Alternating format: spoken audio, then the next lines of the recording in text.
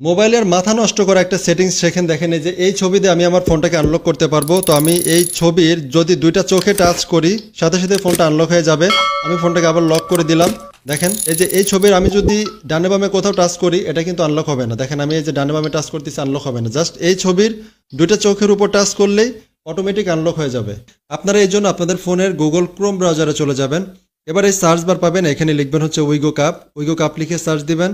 এবার আপনাদের সামনে এই যে উইগো কাপ একটা ওয়েবসাইট আসবে, এটাতে ক্লিক করে দিবেন। এবার এখানে এই যে সার্চ বারটা আছে এই সার্চ বারে ক্লিক করবেন, এখানে লিখবেন হচ্ছে এলটিটি লিখে সার্চ দিয়ে দিবেন। এবার এখানে দেখেন একটা পোস্ট আসবে, এই পোস্টের উপরে আপনারা ক্লিক করে দিবেন। একদম নিচের দিকে স্ক্রল করে যাবেন, নিচে আসার পরে আপনারা এখানে দেখবেন টাচ লক স্ক্রিন অ্যান্ড্রয়েড, এটাতে ক্লিক করবেন।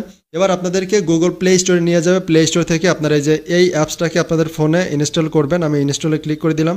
ইনস্টল করা হয়ে গেলে এটাকে আপনারা ওপেন বাটনে ক্লিক করবেন। এবার অ্যাপসটা ওপেন হবে, এই অ্যাপসের কিছু রেকর্ড পারমিশন দিয়ে দিতে হবে। এবার এখান থেকে এই যে অ্যারো বাটনে আমরা ক্লিক করতে থাকবো। এবার এখানে লেট স্টার্ট, এটাতে ক্লিক করে দিচ্ছি।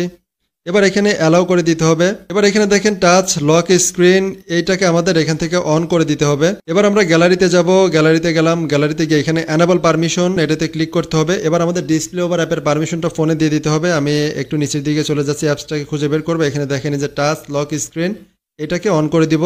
এবার ব্যাক করলাম। এবার আমি এখান থেকে যেই ছবিটা সেট করতে চাচ্ছি এটাকে গ্যালারিতে ক্লিক করে আমি আমার গ্যালারি থেকে নিয়ে নিব।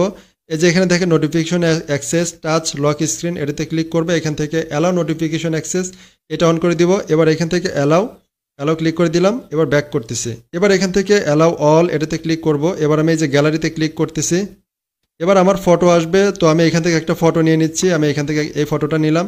এবার আমার ফটো রেজুলেশন এই যে নিচে দেখেন এই যে নিচের বাম পাশে আমার রেজুলেশনটা নিতে হবে। এখান থেকে আমি এই যে 9:16 যেটা, এটা হচ্ছে ফোনের রেশিও 9:16 করে এটাকে জাস্ট ক্রপ করে দিব। আমি এই ছবিটাকে ক্রপ করে নিলাম। এবার এখান থেকে উপরে ডান বাটন পাবো, ডান বাটনে ক্লিক করে দিচ্ছি। দেখেন ছবিটা কিন্তু বড় হয়ে গেল। এবার আমি ফটোর এই দুইটা চোখে টাচ করব, বা আপনি যেখানে টাচ করে আনলক করতেছেন সেখানে টাচ করবেন না। তো আমি ছবির চোখে দুইটা টাচ করে দিলাম। এবার এখান থেকে আমি নেক্সট এই অপশনে ক্লিক করব।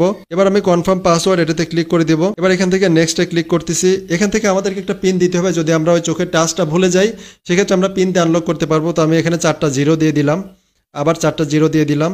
এবার এখানে সিকিউরিটি কোশ্চেন, এটা ক্লিক করে এখান থেকে what is year favourite movie আমি দিচ্ছি, আপনারা যে কোনো একটা দিতে পারেন। এবার এখান থেকে সাবমিটে ক্লিক করে দিচ্ছি। এবার আমাকে ছবির একটা পোর্শন ঠিক করতে হবে যেটা আমার লক স্ক্রিনে থাকবে, তো আমি এটা দিয়ে দিলাম, এটাতে আমি ক্লিক করে দিচ্ছি। এবার এখান থেকে আমি ইয়েস বাটনে ক্লিক করব, ইয়েস ক্লিক করলাম। ওকে, আমার এটা কিন্তু অ্যানাবল হয়ে গেছে। এবার আমি এখান থেকে বের হয়ে যাচ্ছি। এবার আমি আমার ফোনটাকে লক করে দিলাম, আবার ফোনটাকে আনলক করব। তো দেখেন এই যে এবার আমি আমার এই ছবির চোখে টাচ করলে ফোনটা আনলক হবে। দেখেন আমি প্রথম চোখে টাচ করলাম, দ্বিতীয় চোখে টাচ করলাম, দেখেন অটোমেটিক কিন্তু আনলক হয়ে গেল। এইভাবে আপনারা আপনাদের প্রিয়জনের ছবি দিয়ে আপনার ফোনটাকে আনলক করার সিস্টেম করতে পারেন।